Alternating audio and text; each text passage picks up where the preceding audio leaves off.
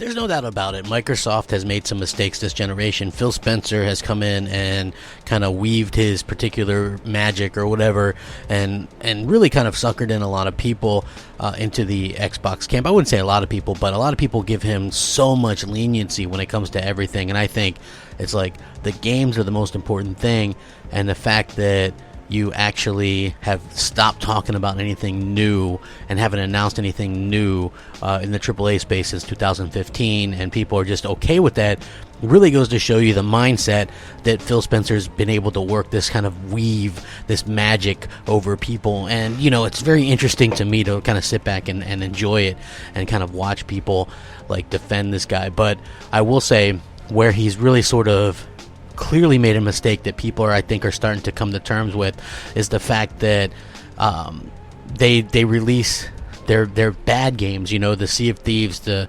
Recores, the State of Decay 2s, the Crackdown 3s. They released all these games into Game Pass day and date because they had no other choice. They were bad games and nobody was going to buy them anyway, and so it really kind of made Game Pass look like it had a value. The problem is it did a little bit of the opposite. People who were willing to subscribe to maybe try the game gave a little bit of a bump to some of these lesser games. Hey, we'll give it a try, right? It's only, I'm already subscribed and blah blah blah. Then came out Gears 5, which was actually a decent game, and people kind of avoided. I mean, they had the initial 3 million players, quote unquote, across 40 plus million Xbox Ones and 100 million PCs when they gave it away for $1. But since then, the game has already fallen out of the top 20 on played games, and it's out of the top played games on Game Pass even. So it goes to show you that a lot of things change. So this is where Microsoft really dropped the ball, okay?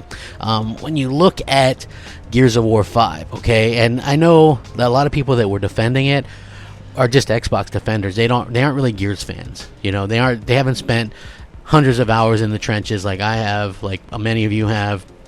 So they just see this good-looking Gears games, and it's pretty.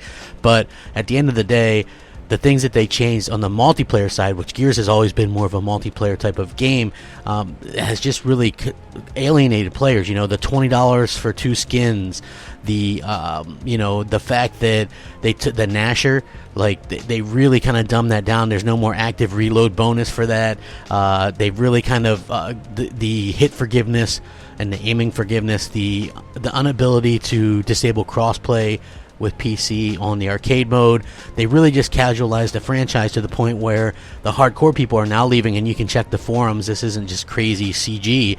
This is the honest truth. People are leaving the game because of this. They tried to attract a casual audience. The problem is the casual audience was never going to stay around for this type of game. Therefore, your audience is nothing. So 5 weeks after launch, it's already out of the top 20 on played games. In fact, last year's Madden is actually ahead of it.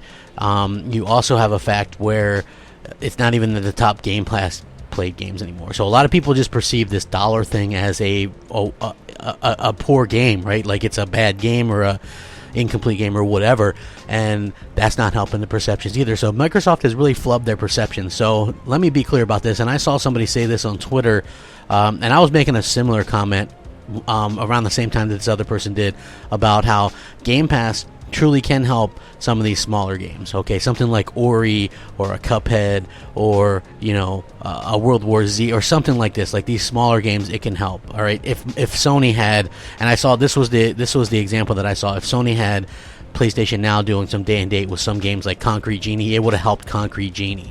Right? But it would have hurt God of War, it would have hurt Spider-Man, it would hurt The Last of Us 2, and on Microsoft's side, it clearly hurt sales for Gears of War 5, where it came in at number 7, the worst ever for the franchise on NPD, and nobody's even playing it anymore. So it's really, really a bad thing, and that's where I think Microsoft messed up the most, because they can't obviously go back now and change, you know, the day and date situation. So it's going to be very, very interesting to see how they do this going forward. I can't imagine.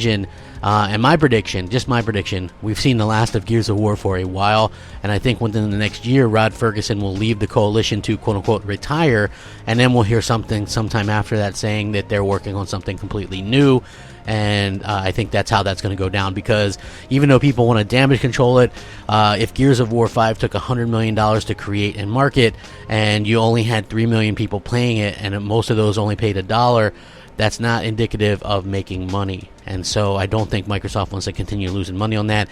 It would be cheaper to invest in a new IP and just go from there. I don't think fans ever caught on or really liked these characters like they did the previous ones. So let me know what you guys think. Phil, did he miss this one? I think he did. Thanks for watching. Have a great day. Rack 'em up. Crapgamer out.